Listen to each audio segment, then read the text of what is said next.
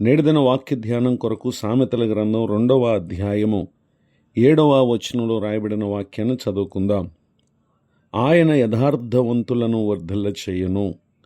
చదవబడిన ఈ వాక్య భాగంలోని దీవెన నా ప్రియులకు మీరందరూ పొందుదురుగాక. వాక్య ధ్యానం కొరకే ప్రార్థన. ప్రేమ కలిగిన మా తండ్రి, మీ కొందనాలు స్తోత్రాలు. నేడు చదవబడిన ఈ వాక్య భాగం ద్వారా పరిశుద్ధాత్మదేవ నాతో మాట్లాడండి.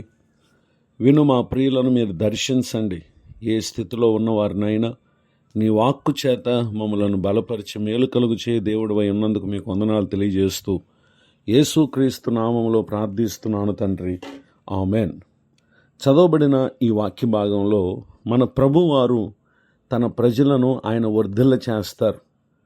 ఆయన అనుగ్రహించేటటువంటి ఆ దీవెన, ఆ జయము మన జీవితంలో మనం పొందాలంటే యథార్థత అనేది మన జీవితంలో ఎంతో ప్రాముఖ్యమైనదిగా ప్రభు చూస్తారు. అనగా నిజాయితీగా ఉండాలి. దేవుని పట్ల నిజాయితీ, సమాజం పట్ల నిజాయితీని మనం కనుపరిచేటటువంటి వ్యక్తులుగా ఉన్నప్పుడు నిశ్చయంగా ప్రభువారు మనకు జయాన్ని ఇస్తారు. పరిశుద్ధ గ్రంథంలో రాయబడిన ఒక సంఘటన మనం పరిశీలన చేస్తే 2వ దినవృత్తాంతములు 14వ అధ్యాయము 11వ వచనం మొదలుకొని రాయబడినటువంటి వాక్య భాగాల్లో ఆస తన దేవుడైన యెహోవాకు మొరపెట్టి, యెహోవా, విస్తారమైన సైన్యం చేతిలో ఓడిపోకుండా బలము లేని వారికి సహాయం చేయుటకు నీకన్నా ఎవ్వరును లేరు. మా దేవా యెహోవా, మాకు సహాయము చేయము. నిన్నే నమ్ముకొని ఉన్నాం. నీ నామను బట్టి సైన్యం ఎదిరించుటకు బయలుదేరి ఉన్నాము అని చెప్పి అతడు ప్రార్థించుటను మనం గమనించగలం. అయితే ప్రభువారు అతని ప్రార్థనను విని తనలో ఉన్నటువంటి యథార్థతను చూచి వారి మీదకి వచ్చినటువంటి ఆ కూషీలను ఆసా ఎదుటను యోదావారి ఎదుట నిలవనీయక వారిని మొత్తినందున వారి పారిపోయినటువంటి విషయాన్ని ఇక్కడ మనం చూస్తూ ఉన్నాం. నిజమే, ఎందరైతే ప్రభు పట్ల పరిపూర్ణమైనటువంటి నమ్మకాన్ని కనపరిచి నిజాయితీగా ఉంటారో నిశ్చయంగా దేవుడు వారికి జయాన్ని ఇస్తాడు. ఆ తర్వాత కాలంలో ఆస యూదా రాజయ్య ఉండి ఇశ్రాయేల్ రాజైన బయేషా వారి మీదకి దండెత్తి వచ్చుచున్నటువంటి సందర్భంలో అతడు సిరియా రాజు యొక్క సహాయాన్ని కోరినటువంటి విషయాన్ని మనం 2వ దినవృత్తాంతములు 16వ అధ్యాయము 1వ వచనం మొదలుకొని రాయబడినటువంటి వాక్య భాగాల్లో మనం చూడగలం. సిరియా రాజుకు బెన్హదద్ యొక్క సహాయాన్ని అతడు కోరుటను ఆ వచనాలు మనం చూస్తాం. నాడు కూషీల విషయంలో దేవుని సహాయాన్ని కోరిన ఈ ఆస నేడు ఈ ఇశ్రాయేల్ రాజైన బయేషా విషయంలో నరమాత్రుడైనటువంటి సిరియా రాజుగా బెన్హదదును ఆశ్రయించటం అది ప్రభు దృష్టికి ఎంతమాత్రం కూడా నిజాయితీగా కనబడలేదు. ఆ సమయంలో ప్రభువారు యూదా రాజైన ఆసా నొద్దకు హనానీ అనేటటువంటి దైవజనుని పంపించి 2వ దినవృత్తాంతంలో 16వ అధ్యాయము 7వ వచనంలో, నీవు నీ దేవుడని యెహోవాను నమ్ముకొనక సిరియా రాజును నమ్ముకొంటివే. సిరియా రాజు యొక్క సైన్యము నీ వశం నుండి తప్పించుకుని పోయెను.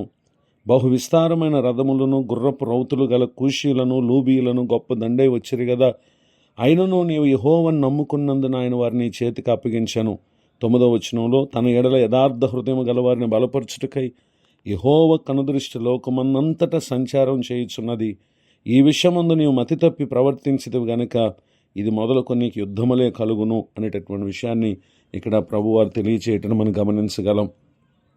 ఈ మాటలు వింటున్న నా ప్రియ సహోదరి సహోదరులు, నిజాయితీగా మనం ప్రభు ముందు ఉన్నప్పుడు నిశ్చయంగా ఆయన వర్ధిల్ల చేస్తారు. ఆ విషయమందు మనం ఎక్కడైనా అశ్రద్ధ చేస్తే అనేక సమస్యల్లో మనం చిక్కుకుపోతాం గనుక ఇప్పటికీ సమస్యల్లో చిక్కుకొనిన వారుగా ఉన్నారా? పోగొట్టుకున్న యథార్థతను తిరిగి మరలా ప్రభువునకు వచ్చి క్షమాపణ వేడుకొని దేవుని కనికరము కొరకు ప్రార్థన చేయండి. నిశ్చయంగా ప్రభువారు మనలను ప్రేమిస్తున్నారు. ఆయన మనల్ని క్షమిస్తారు. ఓడిపోతున్నటువంటి మన జీవితాన్ని తిరిగి మరలా ఆయన చేయబట్టుకుని లేవనెత్తి జయాన్ని అనుగ్రహిస్తారు. ఇటు దీవెనలకు నా ప్రియులకు మీరు పాత్రలు కావాలని హృదయపూర్వకంగా కోరుతూ ఈ మాటలు ముగిస్తున్నాను. ప్రార్థన. ప్రేమ కలిగిన మా తండ్రి, మీ కొందనాలు. నేడు విన్న ఈ మాటల ద్వారా మాలో యథార్థతను కోరుతున్న దేవుడు అని మీరు మాకు తెలియపరిచినందుకు స్తోత్రాలు. విన్న వాక్య ప్రకారం ప్రవర్తించి ఈ దీవెనలకు మేము పాత్రలమవుటకు సహాయం చేయండి.